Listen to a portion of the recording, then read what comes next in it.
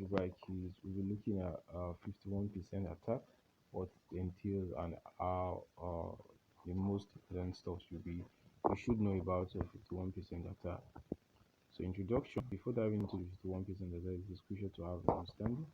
So one of the key strengths of BTC and its underlying blockchain technology is the distributed nature of building and verifying data. So the decentralized workflow of the nodes ensures that the protocol rules are being followed and that all network participants agree on the current state of the blockchain. This means that the majority of nodes need to regularly reach consensus in regards to the process of mining, to the version of the software being used, to the validity of transactions, and so forth. So the Bitcoin consensus algorithm proof of work is what assures that miners are only able to validate new block of transactions. So if the network node collectively agree that the block hash provided by the miner is accurate, uh, the transactions are made to go through.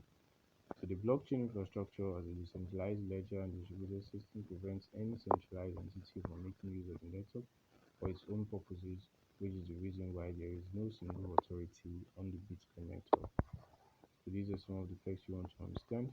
And now going forward to 51% attack is majorly a potential attack on a blockchain network where a single entity or organization is able to control the majority of the hash rate, potentially causing a network disruption. In such a scenario, the attacker could have enough mining power to intentionally exclude or modify the ordering of transactions. They could also reverse transactions they made while being in control. So this is mostly related to the Cyber attack. So a successful majority attack could also allow the attacker to prevent some or all transactions from being confirmed, or to prevent some of other miners from mining, resulting in what's been known as mining monopoly. So I like this to occur since the blockchain is maintained by a distributed network. All participants will cooperate in the process of reaching consensus. This is one of the reasons they tend to be highly secure. The bigger the network, the stronger the protection against attacks and data corruption. So when it comes to proof of work blockchain, the more hash rate a miner has, the higher the chances of finding a valid solution for the next block. This is true because mining involves a myriad of hashing attempts, and more computational power means more trials per second. 51% attack, however, on BTC is rather unlikely to occur due to the magnitude of the network.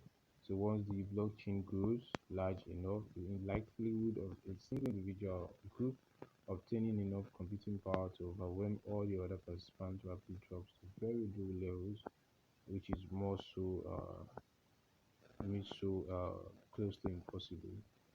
So basically, although it's quite difficult an attacker to obtain more computational power than the rest of the Bitcoin network, that is not so challenging to achieve on smaller cryptocurrencies.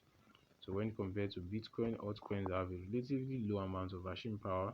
Securing their blockchain is low enough to make it possible for 51% attacks to acquire actually happen. A few notable examples of cryptocurrencies that are victims of majority attacks include Zinc Cash, Bitcoin Gold, Monacoin.